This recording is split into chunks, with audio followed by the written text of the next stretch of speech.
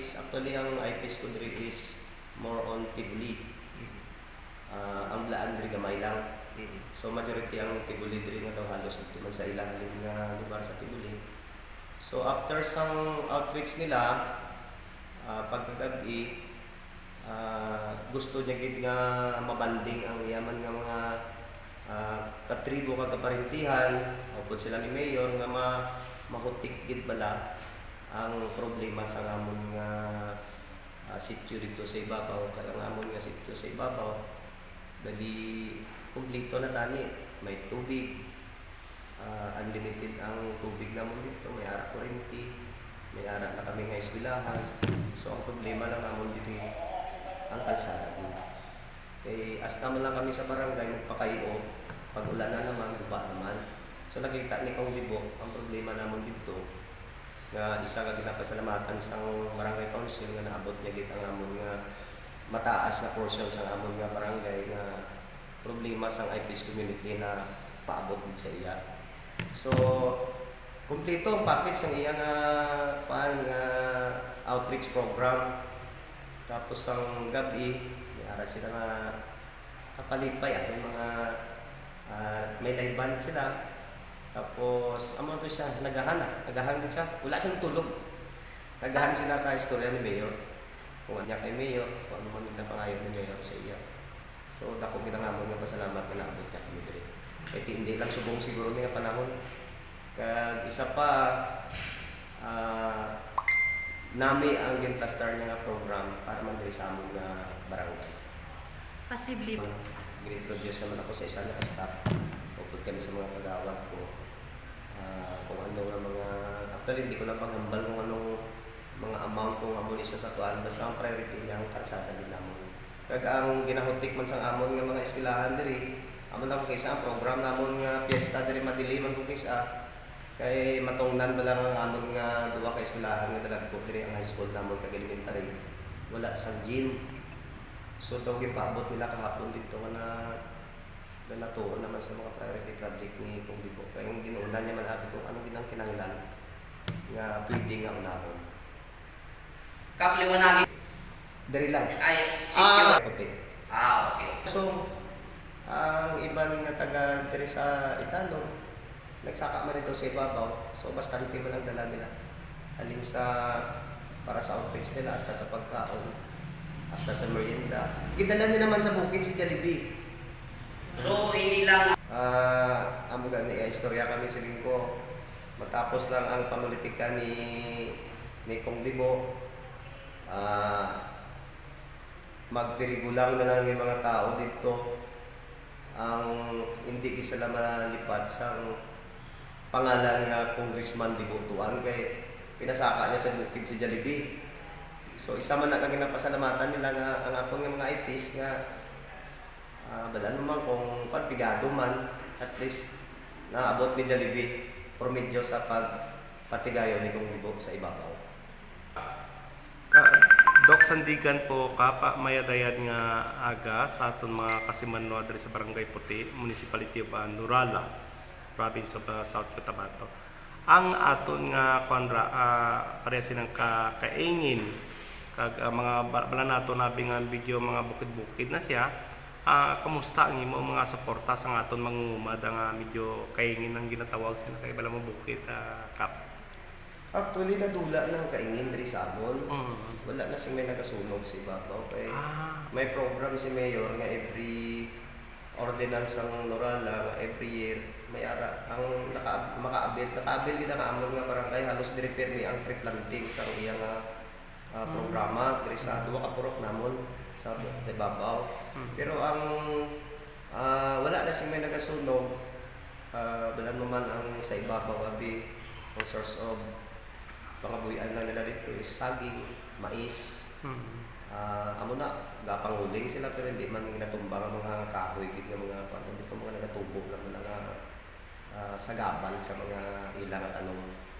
So amo lang na isa mo gani nga ang problema ang pagpanaog sa produkto nila. Ang sa bilog na Nurala siguro kami ang pinakalapat na ginatamnan sa mais pero arak sa bukid. Kabalo man ko nga isa kasang aton nga kay Lungguan, kaga aton di nga mga kasimanno asang barangay Puti, kung di na tribal ni siya nga pamilya, may IP kag Muslim. Oo. Kaga wala man ko nabatian nga may diskriminasyon ka sa aton mga kasimanno adre sang imo nga barangay, kay nami ang imo nga pagdala. Ang pagkadto bala ni New Elect Congressman na Dibutuan, amo bala ni siya ang paghatag sang concreting o farm to market road, may pangako bala siya nga tagaan niya para tung imo nga problema kay bala naton nga draman ka alin ang aton mga mais, palay, saging kag amo nang kinapangabuyan sang tao, gatag man sila sa ginatawag nga project nga para i-priority nila, may pangako siya kap. Actually, amo nang iya nga istorya sa mga tao ko sa ibabaw. Pati kahapon, in-introduce naman ako sa iya nga staff. Tapos, nagatag ako sa priority project dito na naka-plastar sa iya nga program. So, kami magpasalamat din kami kung mahatagang priority ni amon nga kapiran. Kay ining naabot sang outreach program ni Kong Bibo before wala pa ang campaign period o wala pa ang eleksyon, nagka-landslide kami diri. So ang una man nga nagpaabot sang bulig dayon diri, siya man kag ang mga tinawo niya. Nag-abot sila diri New Elect Congressman Dibutuan. Isa ka kuan bali 1 month and 1 day nga diri sila sa barangay. Ang amon nga barangay puno ni tanan-tanan pati ning akon nga kuan opisina ko lang ang wala na tulugan sa akon nga mga evacuees kay 106 families. Ari tanan-tanan diri within 32 days. May nabulik man ang aton nga presidente sang SLIC, incumbent Governor Rinaldo Tamayo sa mo silang nga natabo kap. Una gid dayon nga nagpaabot man sang bulig ang ara sa province. Insigida pagkaaga, pagbakwik nila subong pagkaaga, di-assess dayon kami diri sa taga Pidrin.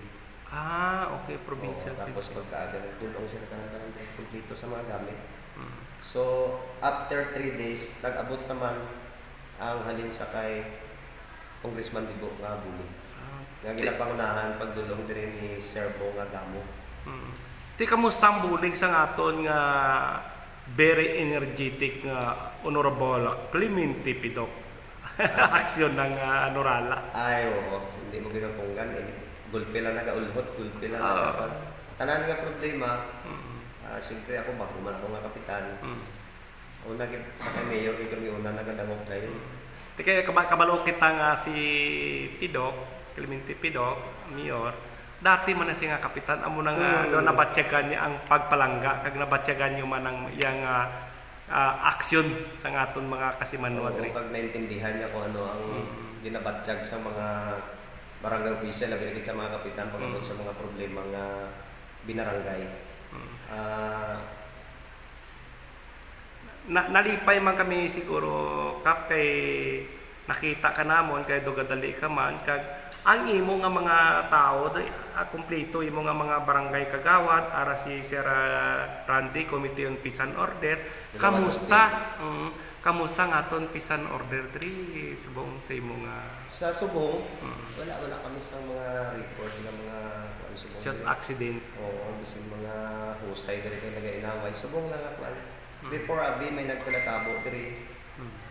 May ginpatay, may kuan pero hindi nato mabalal kung Kasi rido-rido lang to. Actually kami diri yung barangay ko try people eh. Gani. May IPs ako tapos may Muslim.